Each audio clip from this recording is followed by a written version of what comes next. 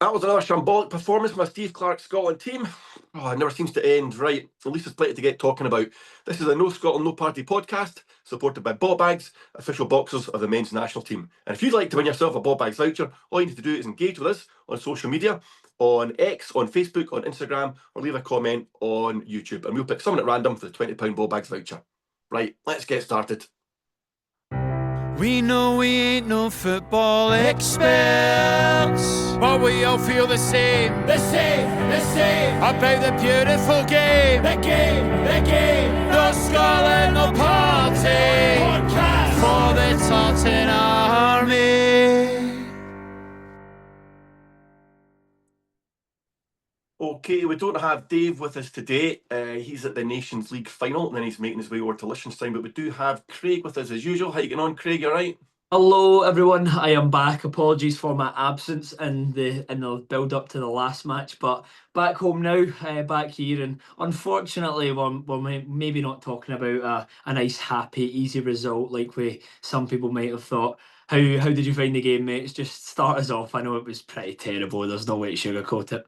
Just brutal. I mean, it's just awful. He's done it again. You know, we've talked about this in the past about he's got these games in him that just shocking performances, but they're more common now than otherwise. Yeah. You know, you do have a few odd good results in there. You know, beating Croatia, beating Spain, and the Greece match away. Yeah.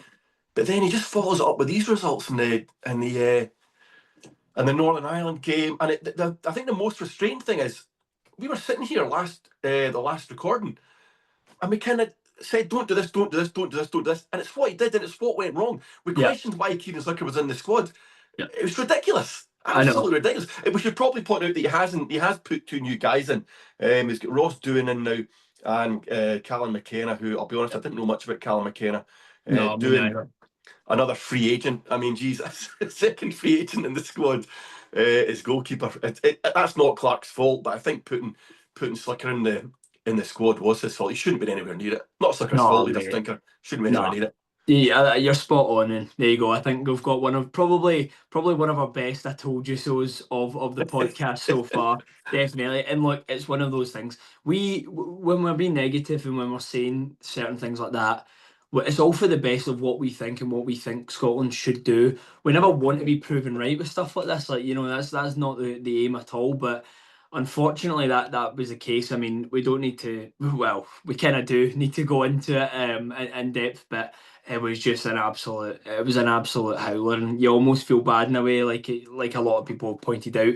It's not necessarily like his fault, but it's kind of Clark and then the rest of the decision making around it for why he was there in the first place. I mean, with hindsight, it really just is mind boggling. Yeah, but not just that. I mean, if you look at, when Dave and I were here talking about the formation and whatnot, we said he's going to go with a 4. Surely the back three with the wing backs is gone. That just doesn't work. Yeah. So I looked into it a wee bit more.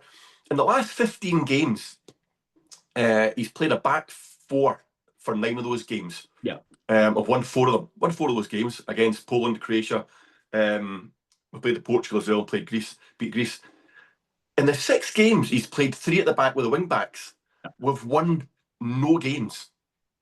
Not once. And that's included matches against Northern Ireland, Finland, and Iceland. 2-0 up against Finland. Why is he doing it? Why is he sticking with it? I just don't understand it. But I think that's the crazy thing, isn't it, as well? It's like, well, if me and you can be sat here on a call, you know, kind of decisive, breaking that down and going, well, yeah, look, I think we can say that doesn't really work. And all the fans are screaming for it as well. I get it's so frustrating. Like, what does he know, or what does he think he knows that we don't? Because the evidence like there shows it just the 5. It's abysmal, and the football as well. I mean, I don't know about you. We can maybe talk about it a wee bit more, but it just, even going into that match, I know it was a friendly, and it can be very hard to almost spruce yourself up and become super excited for some of these friendlies, you know, nothing games. But I mean, the atmosphere I feel like it just was not, I don't want to say depressing is obviously a bit far, but it just flat, like so flat. And then I mean the actual football itself starts, and yeah, well, it didn't exactly get much better from there. But mate, just to stick on to the sort of formation and that, like you're spot on. I feel like after the Greece match and stuff like that, obviously it was such a negative result, and like we say with Clark, I feel like a lot of fans, there is still a split. You have got a large majority, well, so not a majority, but you've got a large sort of section of the fan base who are still in the, we should be very grateful for what he's done. Stick with him. He proves that he can turn it around camp. And then you've got another, massive portion of the fans who are so divided and thinking, he's kind of showed how clueless he can be at times, and he really needs to go. And to be honest with you, while I really do try and sort of stay in the middle as much as possible and hear both sides, like I think I'm just being pulled more towards the fact that I think there's just like unexplainable and unexcusable like decisions being made again and again. And yeah, that really was for me just one of those like I think he needs to move on, mate. I said after the Greece game that I'm not in the Clark has to go camp, but I think I now am. It's Yeah. just it's the decisions, and I get the. Do you know what's funny? The other day, I will change something a bit. I didn't sing one song at the ground, Yeah. right? Yeah. But apart from the national anthem, which was so half-hearted, it was a Yeah. joke. Yeah. But by the time I got home, my voice was hoarse because I was shouting Yeah. at the radio in the car so much, right? I could hardly talk, listening to Willie Miller. And it was this attitude of oh, but he's got us to Yeah. two finals. Right, what happened in the first final? He absolutely bombed out the qualification. We got there through the Nations League, through two penalty shootouts, right? Yeah. And Yeah. we didn't. I mean, we didn't play well in either of those games. And then the last one, where great with a great start, won the first 5 games. We beat the Norwegians in that game in Oslo. We beat the Spanish, but then after that, we just crawled over the line. The performances were absolutely awful. They No, were I just know. terrible. Yeah. And I'm just looking back at these games, and I think he's timed up, but he's not going to go right. The No. SFA are spineless unless something happens against Liechtenstein. Yeah. If we don't get a result against Liechtenstein, you'd think he'd have to move on. But I think he's going to get the World Cup. And the thing is, I can't see us getting to the World Cup. I can't see him getting No. us out of that qualification group. I really can't. No, I can't either. But it's almost that's for me another frustrating thing about the whole discussion of whether he has to go or not. Is like I feel like the more that you do this dilly dallying and have that sort of like, should he stay? Should he go? Oh well. For how bad it's been, there's been good times, and that is what just kind of sticks. And Yeah. then you end up with results like this in friendlies, where realistically these games, Craig, you will agree, should be used to play really good football, excite the fans, and get the World Cup qualification started with a bang. Do you know what's going to happen now?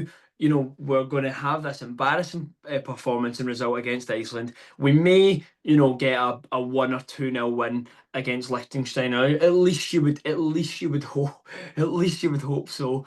And then we're going to sort of crawl into the qualifiers a bit like, Yeah. a bit flat in that again. So I think that's the frustrating thing is like you said, look, the SFA are spineless, but there isn't that decision making with anyone there ready to go. Like there has been so many times where you think, right, if he's going to go, that would have been a good time to do it. And Yeah. now it almost just feels like you're like, well, you kind of waste a breath arguing if you should or you shouldn't, because I think you're right. Like I think the SFA have kind of made their stance on it pretty clear that like, Yeah. they back him. So that I feel like we've obviously touched on a lot of like really heavy hitting points there right at the start, but it is quite like inexcusable. Do you know what I mean? You need to Yeah. you need to face these issues. I think he seems to waste his friendlies for me as well. You don't Yeah, get many chances to see your squad in non-competitive games in yeah, international football. And when we were getting ready for the Euros last time around, he just kept on playing his best squad. yeah, And then when we had a few injuries, he didn't know what to do because he hadn't learned anything from those friendlies. And I feel this is kind of the same here. We know what Suter, Tierney, and Hanley can do in a back three. That we know Hanley shouldn't be in the squad, right? yeah, But he's there. What we don't know, and Dave touched on it last time, is can Suter and Tierney play in a back four together? yeah, Why didn't he do that? And you know what? See if we'd lost that game with Suter and yeah, Tierney in a back four, and we said, well, you know what, that didn't work. yeah, We learned something here. Let's not try that again. Fantastic. We've lost the game, but we've yeah. learned something. We don't know what to do. We still don't know if they work together. Yeah. in a 4. And we're not, if they do start against Liechtenstein, we're not going to learn anything against Liechtenstein either. You'd have thought they'd have been so poor, fingers crossed, Yeah.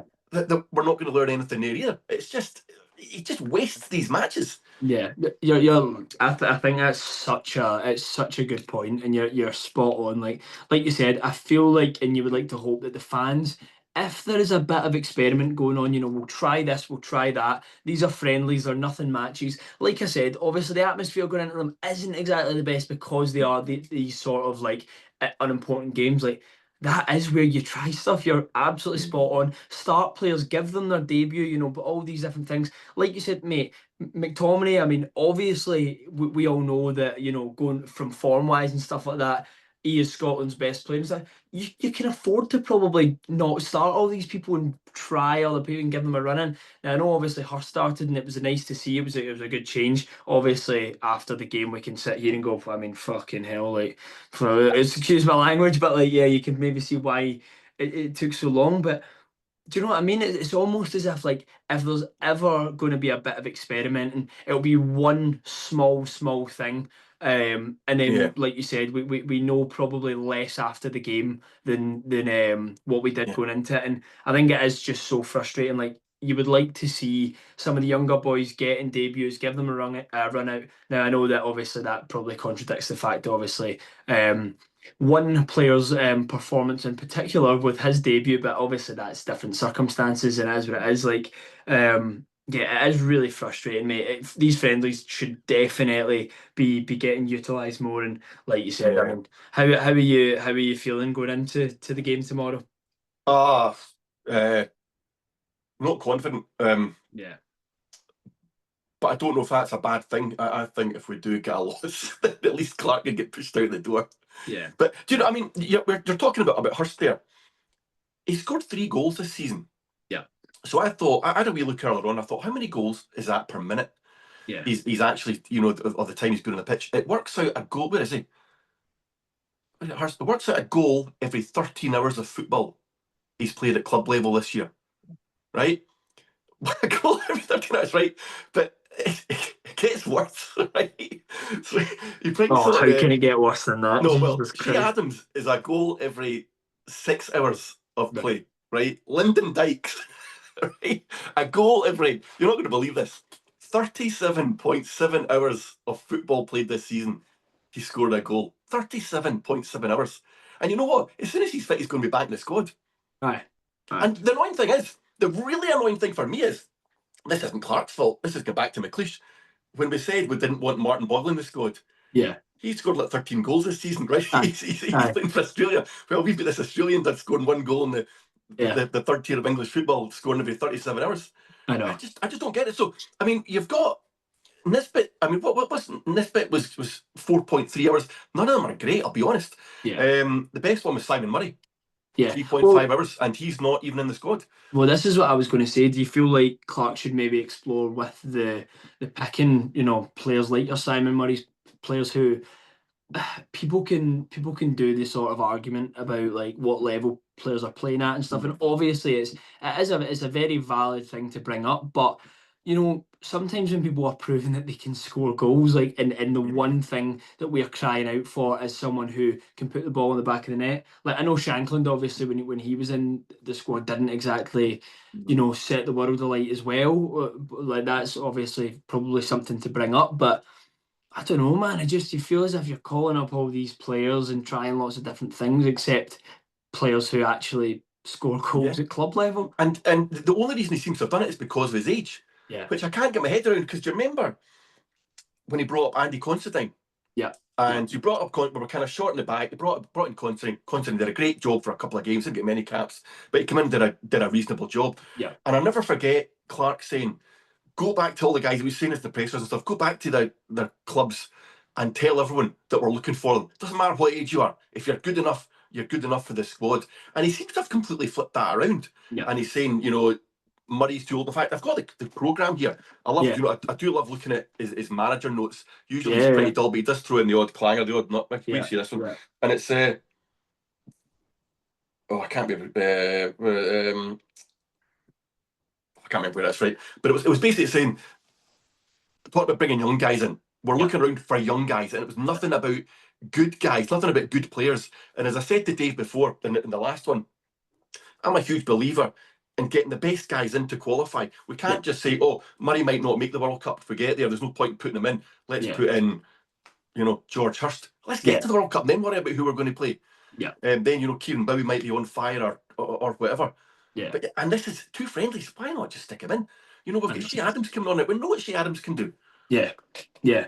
I've got so many questions. I'd love to sit down with Clarke and fire these at him. It was so frustrating after the match.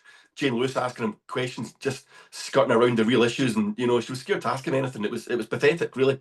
It is. It almost is pathetic when you watch these interviews and stuff like that, because I feel like that myself. You come out and you get more sort of half answers on certain questions, but skirting around real issues. And you're right, it's just frustrating because we can sit on these calls and we can bring them up and we can talk about it, but at the end of the day, you get no answers. And I think you made a good point. You're talking about, we're looking for young players and stuff like that, but the young players, even when they get into the squad, it's all well and good calling them up, but if you're not willing to experiment and try young players on the pitch and starting 11s and stuff like that, it's all well and good bringing them on when we're 2-0 down in games and stuff, but like you're talking about young players this, young players that, like if you're not actually going to experiment and change the starting 11 and go back to that back five that we know quite evidently doesn't work, then what's the whole point in harping on about the young players? It's really, really frustrating. And I know, again, I try to be as sort of like central as possible on these topics because we will have listeners who are still, wanting Clarke in, and I do appreciate some of the arguments for it, but I just find it harder and harder now, especially with the past 2 results, to kind of reason with people and feel the need for them to stay, because it's just been, again, I go back to that word, it's been pretty just depressing the past few months, mate. It's really not been good. I found this passage here is, as with any football squad, it evolves over time, and we have always tried to show that the door is open to young players who earn the right to get a call. Why just young players? It doesn't make sense, because he's sticking with old guys like Hanley. Yeah. Why not try Murray, or I don't know. I don't know why he limits it to young players, but okay, that's maybe a conversation for another time. I don't know. So, right, what are we thinking about this Liechtenstein game? It's one of those things, mate. Again, probably echoing similar points to earlier, but it's hard to kind of perk myself up and be like, oh, I'm so excited. It almost feels like it's going to be a chore watching it. I know obviously that's not necessarily true. Like, I get myself up for any Scotland game, but I do feel like these are the games that Clarke will then win to keep himself in a job. It's going to, and obviously I say that, with as much caveat as possible. This isn't exactly a hard game to win. Like, we 100% should be winning this on paper. But yeah, I can see it being an uninspiring 1-0 win, mate, with a scrappy goal. That and a pretty uninspiring performance to go along with it. Probably be Shea Adams, Sclaffing one in and justifying his selection for the next team. Aye. Right, so should we go through a team? What do you think? Where do you think he's going to go? So where's he going to go with goalie? Is he going to? He can't stick with Slicker, can he? He's got to say thanks, but no thanks. I think it's a must. I think you'll sort of hear mass outrage as well if he does. I mean, from all the sort of group chats and people that I've spoke to, he had his chance and he absolutely blew it to say the least. So I think Doohan's got to probably. I think he's going to go with Doohan, to be honest. Which again, I'm excited to see. A bit nervous, but hopefully he steps up to the plate. As one of them, he'll obviously see this as a big opportunity, and having at least like a sort of day to prepare himself. I think with Slicker, it was obviously a little bit more like, oh, am I coming on now, right? And you can see whatever it was, like, clearly just got to him. So yeah, I think he'll go with Doohan and go. I think the thing about Doohan as well is he's a backup keeper at Aberdeen, but he's played 18 times this year. Yeah, at least he's had some experience. Compared to Slicker's 9 minutes. That's just crazy. So what formations do you think he's going? Is he going to stick with the 5, or is he going to go with the 4? He's got to go with the 4-2-3-1, surely. I mean, I think if you're playing a 5 back against Liechtenstein after that performance as well, Yeah, I mean, I'll be scratching my head. I think he's going to go for the 4. Yeah, he's got to go for the 4. What do you think? I think he has to. Um, yeah, well, I said that in the last recording though. He has to. He has to go with the 4, but he didn't. He's full of surprises, Steve Clarke. You never know what he's going to do. Fullbacks, what are you thinking? Johnson's probably going to start again, I think. Oh, definitely. I would have thought Yeah. so. I think it'd be good if it is a 4. I think it'd be good to see him playing in a 4. Yeah. Because we know Ralston can play there.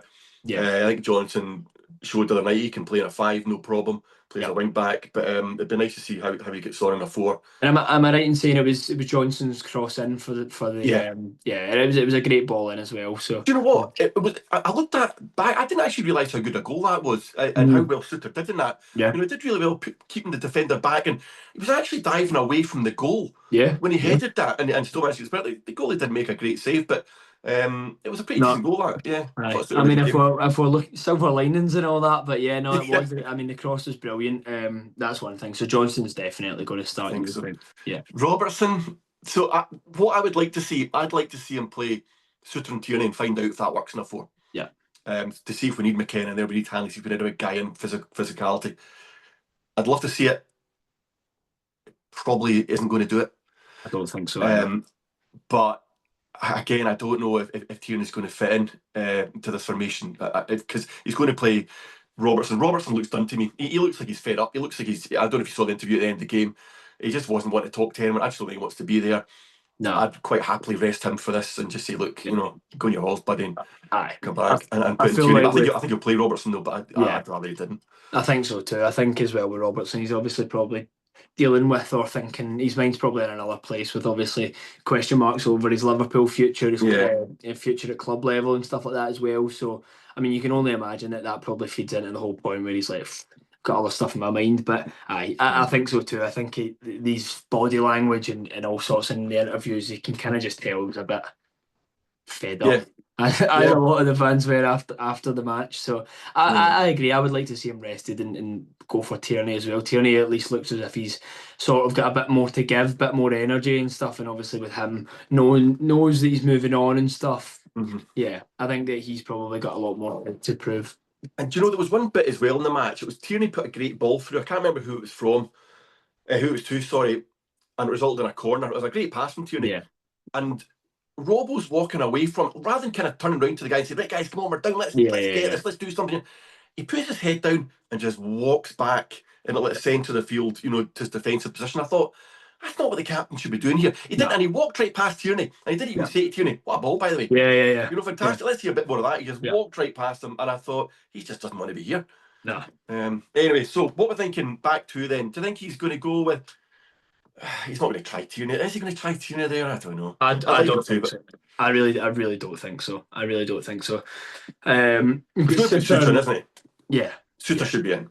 Yeah, without a doubt. And then the second person, who are you thinking? It was McKenna or Hanley, isn't it? He seems to like Hanley.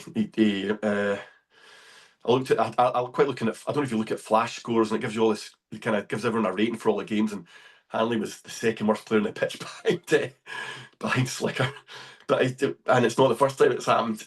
Like, again, mate, like you said, we keep almost going back to it, but it's almost like we see the stuff that Clarke doesn't. But yeah, I mean, with Hanley, you would. One of my friends, right? Here's one for you. One of my friends, who I was just travelling away with there in Croatia, Joe. He's a great guy, and he's a Norwich fan, right? He laughs his backside off at the fact that we still pick, let alone play Hanley. He just finds it hilarious. And I kind of share the sentiment with him. I'm like, honestly, I don't get it, but I think Hanley would probably. I think he's going to pick Hanley and Suter.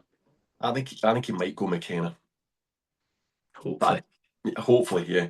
Right, the holding players. It's got to be Ferguson and Gilmour, hasn't it? I thought they actually, again, were reasonable the other night. Yeah. Considering how flat the performance was. Yeah, Ferguson always kind of stands out to me. At least he's looking for the ball, and I think so. It's a bit of quality there in the holding position. But yeah, we'll lock in. I think so too, mate. Yeah. Saying that with Miller coming on as well, Yeah. Potentially he tries Miller in one of those positions as well, maybe pushes Ferguson a little bit further forward. We obviously know that he likes to do that and play players a little bit, Yeah. further up and out of their position. So maybe he goes for Miller, which I wouldn't be completely mad at. I'd like to see Lennon Miller getting a proper run out with it, and again, not just coming on in a game like that where you're getting beat already. So Mm. we'll see, but I think that Gilmore and Ferguson's probably what he'll go for. If again, big if, everything's caveated with an if this is what he chooses to go for and goes for the four.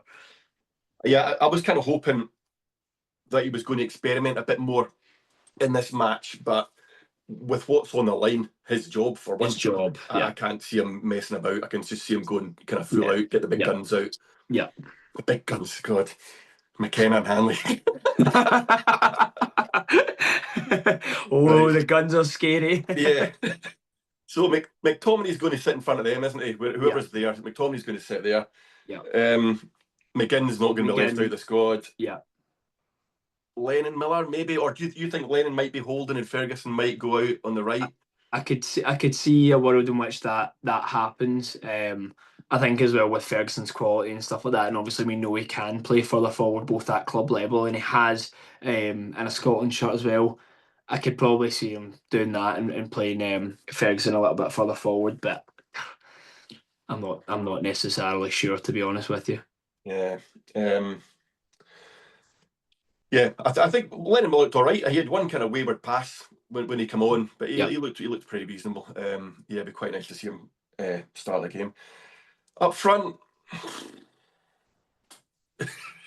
Shea Adams. I mean, it's as if he was looking for the worst player to play. I mean, it's probably going to be Hurst again. I think he sees something in Hurst that I don't see. I really don't like the look of this guy at all. He's 26. He's in his prime, and he's got 3 out of 26 this season. I mean, obviously, the chance that he missed as well. You think getting your start and bang. I mean, that's all you need to get off to a good start, really, isn't it? Is put something like that in the back of the net, and then people are going, oh well, he scored in his first sort of start. So let's see. But I mean, obviously, skies it, and you're just like, God. So I don't know. You're right. I do think that Clarke obviously sees something in him, and he's very biased in these decisions. But at the same time, like you said, if we're thinking his job's on the line, I reckon he locks in Adams. Do you think? I think so. Oof, that's interesting. I hadn't thought. Yeah. You might just do that actually. Yeah. Yeah. What's Adams got? How many goals has Adams got for Scotland? Where is it? 6 goals and 38. Yeah, a goal every 6 hours this year. It's the most Scotland striker stats you'll ever see, isn't it? He was looking good though. I remember coming at the Greece game, being quite excited about how he was playing at Torino. Yeah, he'd seemed to be hitting a bit of form. He was putting the ball in the back of the net, but then it just kind of dried up at the end of the season. Yeah. I hope it's Bowie. I hope he sticks Bowie and he gives him a chance. That'd be great. I mean, never going to happen, but I agree. I mean, go for it. Go for it. Why not? More chance of one of us two being up front, isn't there? Than mate. Honestly, absolutely. I know, but hey ho, what can you do? So is that us? We locking that in. We think this is. I feel like it's a mix of both of us being a little bit hopeful again with thinking with the back four and stuff. I mean, in my heart of hearts, I wouldn't be surprised if he goes for a back five again and just completely shocks us. But I think we can lock this 11 in, and at least that way, if we're wrong again, we can have the sort of "I told you so" again. Yeah. And it's funny. It was afterwards. I can't remember who it was. It was either Ferguson or Suter said after the match that he went with the 3 centre defenders to try and up the tempo and make things a bit more positive. And I thought there was just no tempo in that match at all.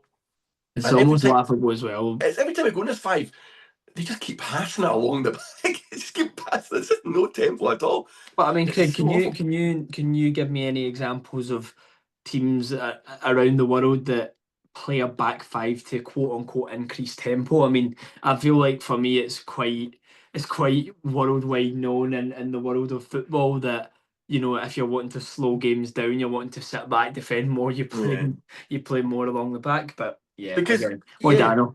Yeah, but maybe he's trying to channel his inner Craig Brown, because that got him to a World Cup, didn't it? Played with 3 centre backs, 2 wing backs.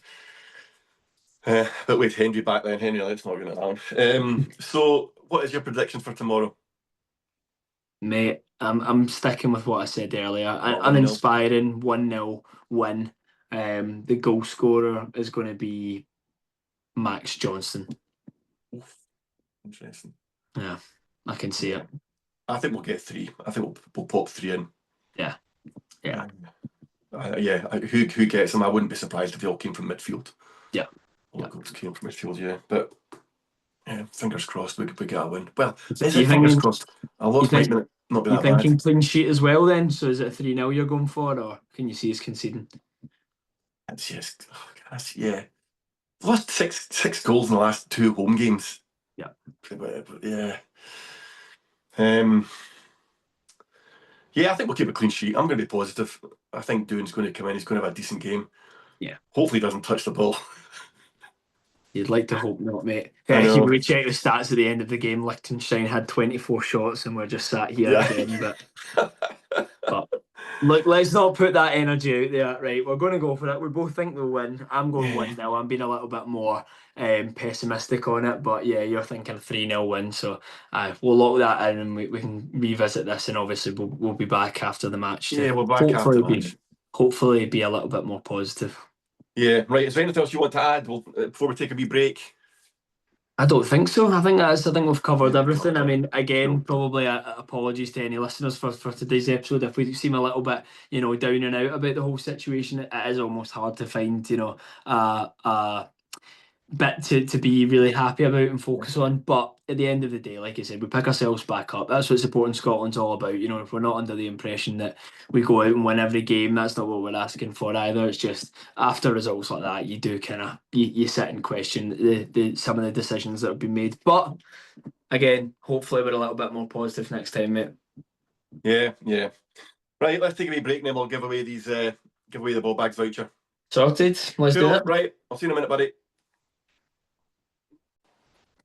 So guys, thank you so much again for watching another episode of the No Scotland No Party podcast with just me and Craig today. We have, again, as always, got another winner with our ball bags voucher.